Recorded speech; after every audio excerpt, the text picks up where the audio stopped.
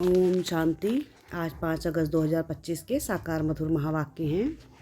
मीठे बच्चे, बाप आए हैं हम वैश्य की इस वैश्यालय को शिवालय बनाने।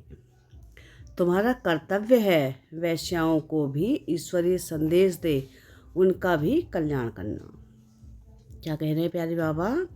बाप किस लिए आए हैं? बाप आए हैं इस वैश्यालय को शिवालय बनाने। तुम्हारा कर्तव्य है कि वैश्याओं को भी ईश्वरीय संदेश दे, उनका कल्याण करना। प्रश्न है आज की मुरली का, ये कौन से बच्चे अपना बहुत बड़ा नुकसान करते हैं? उत्तर है इसका कि जो किसी भी कारण से मुरली की पढ़ाई मिस करते हैं, वह अपना बहुत बड़ा नुकसान करते हैं। कई बच्चे तो आपस में रूठ जाने के कारण क्लास में ही नहीं आते। कोई ना कोई बहाना बनाकर घर में ही सो जाते हैं। इससे वे अपना ही नुकसान करते हैं, क्योंकि बाबा तो रोज़ कोई ना कोई नई युक्ति बताते रहते हैं। सुनेंगे ही नहीं तो अमल में कैसे लाएंगे? ओम शांति। मीठे मीठे रूहानी बच्चे, यह तो जानते हैं कि अभी हम विश्व के मालिक बनने के लिए पुरुषार्थ कर रहे हैं। भल माया भी भुला देती है, कोई कोई को तो सारा दिन भुला देती है। कभी याद ही नहीं करते जो खुशी भी हो। हमको भगवान पढ़ाते हैं, यह भी भूल जाते हैं। भूल जाने के कारण फिर कोई सर्विस नहीं कर सकते। रात को बाबा ने समझाया कि अधम ते अधम जो वैश्याएं हैं, उनकी सर्विस करनी चाहिए। वैश्याओं के लिए तुम ऐलान करो कि तुम बाप के इस ज्ञान को धारण करने से स्वर्ग के विश्व की महारानी बन सकती हो। साहूकार लोग नहीं बन सकते। जो जानते हैं कि पढ़े लिखे हैं वह प्रबंध करेंगे। उन्हों को ज्ञान देने का तो बेचारी बहुत खुशी होगी, क्योंकि वह भी अबलाएं हैं। उनको तुम समझा सकते हो। युक्तियाँ तो बहुत ही बाप समझाते रहते हैं। बोलो तुम ही ऊंच से ऊंच, नीच से नीच बनी हो। तुम्हारे नाम से ही भारत वैश्यालय बना है। फिर तुम शिवालय में जा सकती हो। पुरुषार्थ करने से तुम अभी पैसों के लिए कितना गंदा काम करती हो। अब यह छोड़ो। ऐसा समझाने से वह बहुत खुश होंगी। तुमको कोई रोक नहीं सकते। यह तो अच्छी बात है ना। गरीबों का है ही भगवान। पैसे के कारण बहुत गंदा काम करती हैं। उन्हों का जैसा धंधा चलता है। अभी बच्चे कहते हैं कि हम युक्तियाँ निकालेंगे, सर्विस वृद्धि को कैसे पाए। कोई बच्चे कोई ना कोई बात में रूठ भी पड़ते हैं, पढ़ाई भी छोड़ देते हैं। यह नहीं समझते कि हम नहीं पढ़ेंगे तो अपना ही नुकसान करेंगे। रूठ कर बैठ जाते हैं। फलाने ने यह काम किया, ऐसा कहा, इसलिए आते नहीं। हफ्ते में एक बार मुश्किल आते हैं। बाबा तो मुरलियों में कभी क्या राय देते रहते हैं। मुरली सुनना तो चाहिए ना। क्लास में जब आएंगे तो सुनेंगे। ऐसे बहुत हैं, कारण अकारण बहाना बनाए सो जाएंगे। अच्छा, आज नहीं जाते हैं? अरे बाबा ऐसी अच्छी अच्छी पॉइंट सुनाते हैं। सर्विस करेंगे तो ऊंच पद भी पाएंगे। यह तो है पढ़ाई। बनारस हिंदू यूनिवर्सिटी आदि में शास्त्र बहुत पढ़ते हैं। दूसरा कोई धंधा नहीं होगा तो बस शास्त्र कंठ कर सत्संग शुरू कर देते हैं। उसमें उद्देश्य आदि तो कुछ है नहीं। इस पढ़ाई से तो सबका बेड़ा पार होता है। तो तुम बच्चों को ऐसे ऐसे अधम की सर्विस करनी है। साहूकार लोग जब देखेंगे कि यहाँ ऐसे ऐसे आते हैं तो उनके आने की दिल नहीं होगी। देहाभिमान है ना, उनको लज्जा आएगी। अच्छा, तो उनका एक अलग स्कूल खोल लो। वह पढ़ाई तो है पाई पैसे की, शरीर निर्वाह अर्थ। यह तो है 21 जन्मों के लिए। कितनों का कल्याण हो जाएगा। अक्सर करके माताएं भी पूछती हैं कि बाबा घर में गीता पाठशाला खोले। उन्हों को ईश्वरीय सेवा का शौक रहता है। पुरुष लोग तो इधर उधर क्लब आदि में घूमते रहते हैं। साहूकारों के लिए तो यह ही स्वर्ग है। कितने फैशन आदि करते रहते हैं, लेकिन देवताओं की तो नेचुरल ब्यूटी देखो कैसी है। कितना फ़र्क है। वैसे यहाँ तुमको सच सुनाया जाता है तो कितने थोड़े आते हैं, सो भी गरीब उस तरफ झट चले जाते हैं, वहाँ भी श्रृंगार आरती करते जाते हैं। गुरु लोग सगाई भी करते हैं, यहाँ किसकी सगाई कराई जाती है, तो भी बचाने के लिए। काम चिता पर चढ़ने से बच जाएं, ज्ञान चिता पर बैठ पदम भाग्यशाली बन जाएं। माँ बाप को कहते हैं यह बर्बादी का धंधा छोड़ चलो स्वर्ग में। तो कहते हैं कि क्या करें, यह दुनिया वाले हमारे ऊपर बिगड़ेंगे कि कुल का नाम बदनाम करते हैं। शादी न कराना कायदे के बरखिलाफ है। लोग लाज कुल की मर्यादा छोड़ते नहीं हैं। भक्ति मार्ग में गाते हैं मेरा तो एक दूसरा ना कोई। मीरा के भी गीत हैं। फीमेल्स में नंबर 1 भक्ति मीरा, मेल्स में नारद गाया हुआ है। नारद की भी कहानी है ना। तुमको कोई नया आदमी कहे कि मैं लक्ष्मी को वर सकता हूँ तो बोलो अपने को देखो, लायक हो, पवित्र सर्वगुण संपन्न हो। यह तो विकारी पतित दुनिया है। बाबा आए हैं उनसे निकाल पावन बनाने। पावल बनो तब तो लक्ष्मी को वरने के लायक बन सकेंगे। यहाँ बाबा के पास आते हैं, प्रतिज्ञा करते हैं, फिर घर में जाकर विकार में गिरते हैं। ऐसे ऐसे समाचार आते हैं। बाबा कहते हैं ऐसे ऐसे को जो ब्रह्माणी ले आती है उनके ऊपर भी असर पड़ जाता है।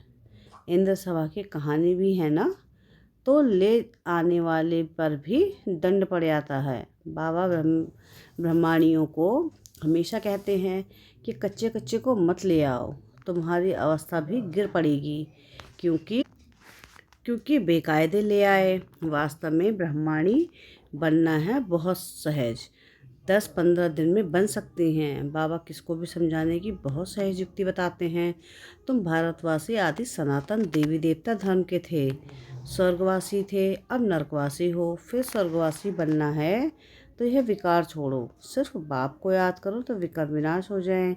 कितना सहज है, परंतु कोई बिल्कुल समझते नहीं। खुद ही नहीं समझते तो औरों को क्या समझाएंगे। वानप्रस्थ अवस्था में भी मुंह की रग जाती रहती है। आजकल वानप्रस्थ अवस्था में इतने नहीं जाते हैं, तमो प्रधान है ना, यहाँ भी फंसे रहते हैं।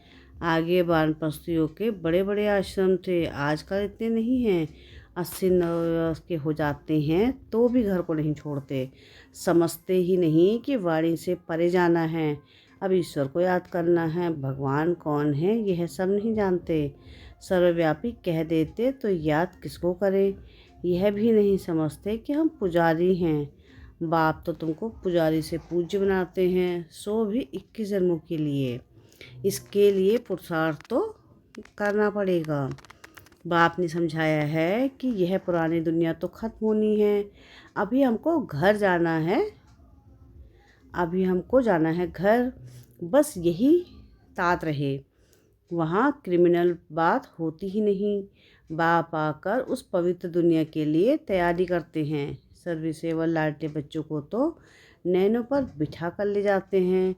तो उधमों का उद्धार करने के लिए बहादुरी चाहिए। उस गवर्नमेंट में तो बड़े बड़े झुंड होते हैं, टिप टॉप हो जाते हैं पढ़े लिखे। यहाँ तो कई गरीब साधारण हैं, उनको बाप इतना उठाते हैं। चलन भी बड़ी रॉयल चाहिए। भगवान पढ़ाते हैं, उस पढ़ाई में कोई बड़ा इम्तिहान पास करते हैं तो कितना टिप टॉप हो जाते हैं। यहाँ तो बाप गरीब निवास है, गरीब ही कुछ ना कुछ भेज देते हैं, 1-2 रुपए का भी मनी ऑर्डर भेज देते हैं। बाप कहते हैं तुम तो महान भाग्यशाली हो, रिटर्न में बहुत मिल जाता है, यह भी कोई नई बात नहीं। साक्षी हो ड्रामा देखते हैं। बाप कहते हैं कि बच्चे अच्छी रीति पढ़ो, यह ईश्वरीय यज्ञ है, जो चाहे सो लो, लेकिन यहाँ लेंगे तो वहाँ कम हो जाएगा। स्वर्ग में तो सब कुछ मिलना है। बाप को तो सर्विस में बड़े फुर्त बच्चे मिलते हैं, सुदेश जैसी, मोहिनी जैसी, जिनको सर्विस का उमंग हो। तुम्हारा नाम बहुत बड़ा हो जाएगा, फिर तुमको बहुत मान देंगे। बाबा सब डायरेक्शन देते रहते हैं। बाबा तो कहते हैं कि यहाँ बच्चों को जितना समय मिले याद में रहो। इम्तिहान के दिन नज़दीक होते हैं तो एकांत में जाकर पढ़ते हैं। प्राइवेट टीचर भी रखते हैं। हमारे पास टीचर तो बहुत हैं, सिर्फ पढ़ने का शौक़ चाहिए। बाप तो बहुत सहज समझाते हैं, सिर्फ अपने को आत्मा निश्चय करो। यह शरीर तो विनाशी है, तुम आत्मा अविनाशी हो। यह ज्ञान एक ही बार मिलता है, फिर सतयुग में से लेकर कलयुग अंत तक किसको मिलता ही नहीं, तुमको ही मिलता है। हम आत्मा हैं, यह तो पक्का निश्चय कर लो। बाप से हमको वर्षा मिलता है, बाप की याद से विकर्म विनाश होते हैं। बस यह अंदर रटते रहें तो भी बहुत कल्याण हो सकता है, परंतु चार्ट रखते ही नहीं, लिखते लिखते फिर थक जाते हैं।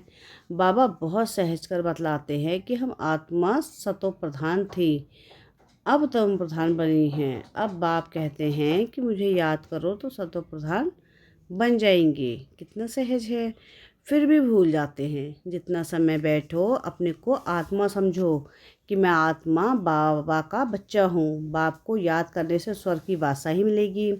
बाप को याद करने से आधा कल्प के लिए पास पाप भस्म हो जाएंगे।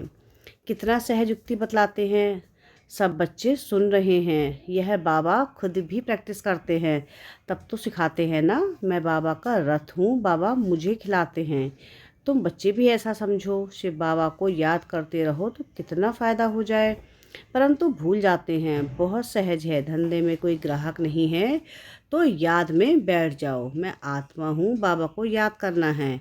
बीमारी में भी याद करते हो, बांधेली हो तो वहाँ बैठ तुम याद करती रहो तो 10-20 वर्षों से भी ऊंच पद पा सकती हो। अच्छा, मीठे मीठे सिकलधे बच्चों प्रति माता पिता बाप दादा का याद प्यार और गुड मॉर्निंग। रूहानी बाप की रूहानी बच्चों को नमस्ते। हम रूहानी बच्चों की रूहानी बाप दादा को याद प्यार गुड मॉर्निंग और नमस्ते। शुक्रिया प्यारे बाबा, शुक्रिया। धारणा के लिए मुख्य सार है। सार की पहली पॉइंट है कि सर्विस में बहुत बहुत फुर्त बनना है। जितना समय मिले एकांत में बैठ बाप को याद करना है। पढ़ाई का शौक़ रखना है, पढ़ाई से रूठना नहीं है। सेकंड पॉइंट है कि अपनी चलन बहुत रॉयल रखनी है। बस अब घर जाना है, पुरानी दुनिया खत्म होनी है, इसलिए मोह की रगें तोड़ देनी है। वानप्रस्थ यानी वाणी से परे अवस्था में रहने का अभ्यास करना है। अधमों का भी उद्धार करने की सेवा करनी है। वरदान है आज की मुरली का, श्रेष्ठ वृत्ति द्वारा वृत्तियों का परिवर्तन करने वाले सदा सिद्ध स्वरूप भव। सिद्धि स्वरूप बनने के लिए वृत्ति द्वारा वृत्तियों को, संकल्प द्वारा संकल्पों को परिवर्तन करने का कार्य करो। इसकी रिसर्च करो। जब इस सेवा में बिजी हो जाएंगे तो यह सूक्ष्म सेवा स्वतः कई कमजोरियों से पार कर देगी। अभी इसका प्लान बनाओ तो जिज्ञासु भी ज़्यादा बढ़ेंगे, मदोगरी भी बहुत बढ़ेगी, मकान भी मिल जाएंगे, सब सिद्धियाँ सहज हो जाएंगी। वह विद्धि सिद्धि स्वरूप बना देगी। स्लोगन है आज की मुरली का, समय को सफल करते रहो तो समय के धोखे से बच जाएंगे। अब व्यक्ति सारे हैं आज के कि सहज योगी बनना है तो परमात्मा प्यार के अनुभवी बनो। बाप को बच्चों से इतना प्यार है जो रोज़ प्यार का रिस्पॉन्ड देने के लिए इतना बड़ा पत्र लिखते हैं, याद प्यार देते हैं और साथी बन सदा साथ निभाते हैं। तो इस प्यार में अपनी सब कमजोरियाँ कुर्बान कर दो। परमात्मा प्यार में ऐसे समाये रहो जो कभी हद का प्रभाव अपनी ओर आकर्षित ना करे। सदा बेहद की प्राप्तियों में मगन रहो, जिससे रूहानियत की खुशबू वातावरण में फैल जाए। अच्छा, ओम शांति।